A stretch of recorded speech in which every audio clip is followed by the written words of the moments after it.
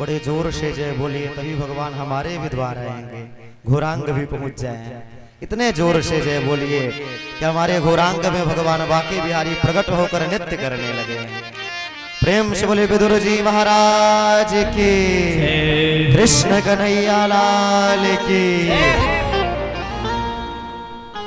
तो भगवान ने विदुर जी के मनोरथ को परिपूर्ण किया। भगवान विदुर के यहाँ आए और जो भी पत्रम पुष्पम फलम तोयम यो में भक्ता प्रयक्षते। भगवान कहते हैं मैं प्रेम का भूखा हूँ, मुझे प्रेम चाहिए। आप भगवान को कितने प्रेम से क्या ला रहे हो, ये विशेष बात होती है। ये नहीं कि भगवान को चढ़ाना है तो जो सबसे खराब वाली जो है सामग्री है वो ब्राह्मण को चढ़ा दो, सबसे खराब वाला जो मीठा है भगवान को चढ़ा दो।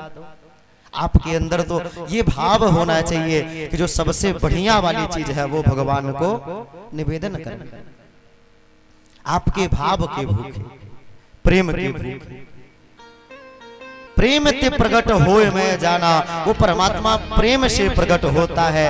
यदि आपने अभी तक नहीं जाना तो अब जान जाओ कि हरि व्यापक सर्वत्र समाना, प्रेम ते प्रकट होए।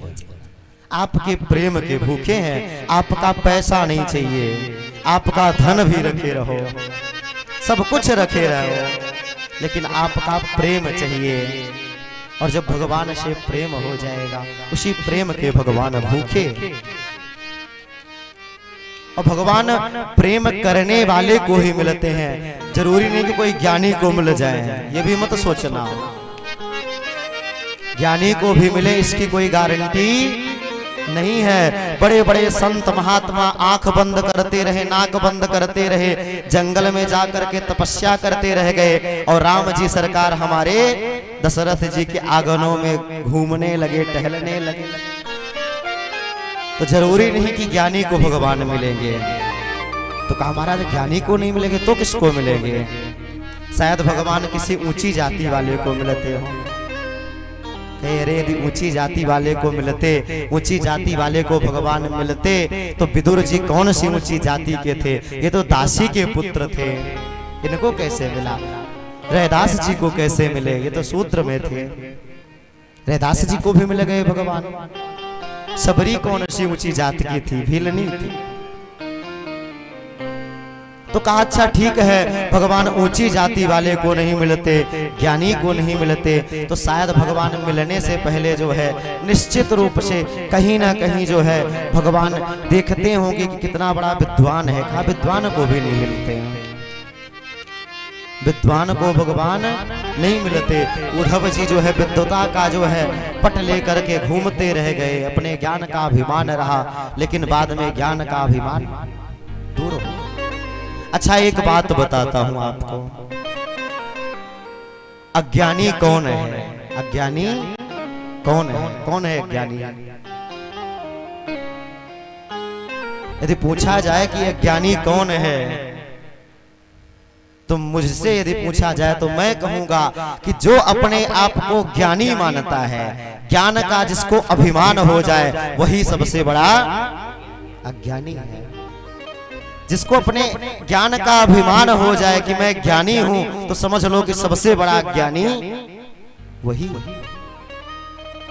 देखो ज्ञान में जो है अहंकार आता है, ज्ञान में क्या आता है? अहंकार आता है, लेकिन भक्ति में कोई अहंकार नहीं है। भक्ति में कोई अहंकार नहीं। अरे गोपियां जो है कान्हा को क्या क्या नहीं कहती थी? कनुआ बलुआ और ताही हिर की छोकरिया, छछिया भर छाछ पे नाच नचा। वो जगत का पिता जगदीश्वर थोड़े से छाछ के लिए गोपियों के साथ नृत्य कर रहा है। ये प्रेम है। पढ़े लिखे को भगवान नहीं मिलते।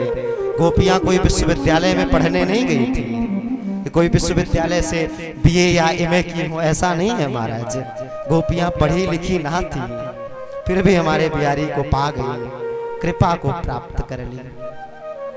सबरी कोई विद्यालय में पढ़ने नहीं गई थी। कहा कोई धनवान को मिलते होंगे, कहे धनवान को भी नहीं मिलते। सुदामा जी कौन से धनवान थे बताओ तो जरा? निर्धन। फिर भी बिहारी जी उनके चरणों को धो करके चरणों को पीते हैं।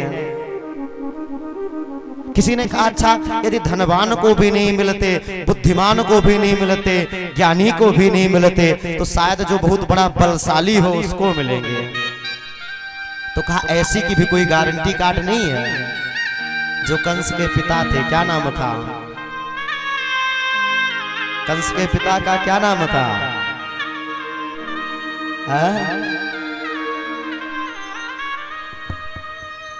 तो कंस के पिताजी अत्यंत दुबले पतले थे, लेकिन भगवान उनको भी प्राप्त हो गए। उग्रसेन नाम था। इसीलिए मैं काफी देर से शांत था कि कोई ना कोई बोले, इधर से आवाज आ गई, बहुत सुंदर हुआ। तो उग्रसेन जी बहुत दुबले पतले थे। कंस ने अपने पिता को बांध करके बंदी बना करके कारागृह में डाल दिया। तो जरूरी नहीं भगवान बलशाली को भी मिले, भगवान ज्ञानी को मिल जाए। भगवान ना जाने किस गुण पर भगवान रीझ जाते हैं। हरि का भजे सो हरि का होई, जाति पाति पूछे नहीं कोई। जो भगवान का भजता है, जरूरी नहीं कि मानव को मिलेंगे। गजराज किस योनि में था? हाथी था, उसको भी भगवान मिल गए। जरूरी नहीं कि देवताओं को मिले। प्रहलाद जी कौन थे? राक्षस कुल में थे, फिर भी मिल गए। राजा बलि कौन थे? बलि जी राक्षस कुल में थे, फिर भी भगवान के सप्त चिरंजीवियों में आते हैं। अश्वस्थामा बलिर्व्यासो हनुमाश्च विभीषण और कृपा परशुरामश्च सप्तैते चिरंजीवी कहा। ये चिरंजीवी हैं कौन कौन? अश्वस्थामा जी, ये मरते नहीं हैं। राजा बलि, ये राजा बलि जो हैं इनकी भी मृत्यु नहीं हुई थी। अश्वस्थामा बलिर और व्यासो व्यास जी। अभी आप 4 धाम की यात्रा करके आई हैं, तो बद्रीनाथ में व्यास गुफा का आपने दर्शन किया होगा। वहां पे आज भी व्यास जी रहते हैं और आज भी व्यास जी यहाँ पर उपस्थित हैं। अरे यहाँ पर कोई भी मंच में बैठकर कोई आदमी नहीं बोल सकता, ये तो व्यास जी की कृपा है। भगवान बाके बिहारी ही व्यास मंच से बोलते हैं, बाकी किसी की हिम्मत नहीं है कथा कहने की।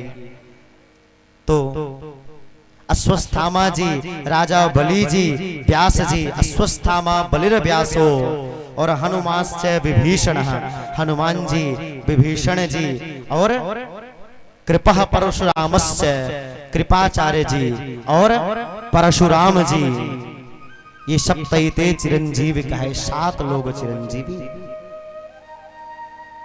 और परशुराम जी भी, ये मन में भ्रम मत पालिएगा कि भगवान का अवतार किसी के मारने या मरने के लिए नहीं होता। परशुराम जी ने केवल हैहय वंश के क्षत्रियों का संहार किया था, सबको नहीं मारा था। उनकी जो माता जी थी उनका नाम रेणुका था, पिताजी का नाम जमदग्नि था।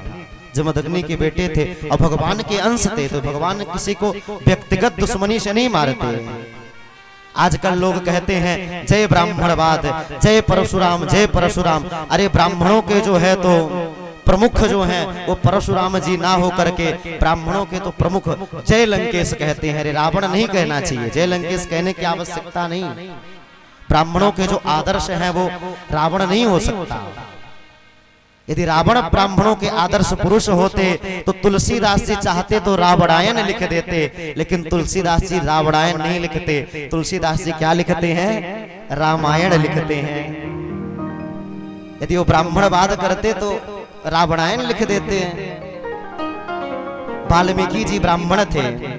अब लोग कहते हैं वाल्मीकि जी किस जाति के थे। आजकल तो लोग पता नहीं क्या क्या कहते हैं कि वाल्मीकि अति दीन दुखी था, क्या बुरे कर्म में सदा चोर डाकू क्या क्या वाल्मीकि जी को बता दिए। लेकिन वाल्मीकि जी 3 वाल्मीकि हुए जो रामचरितमानस और रामायण की रचना किए हैं। वो प्रचेता के 10वें पुत्र थे, प्रचेतायन उनको कहा गया है। प्रचेता के 10वें पुत्र थे और उन्होंने कभी कोई पाप नहीं किया था। राम जी के जन्म से पूर्व ही सारी कथा को लिख दिया था। चोर डाकू नहीं थे।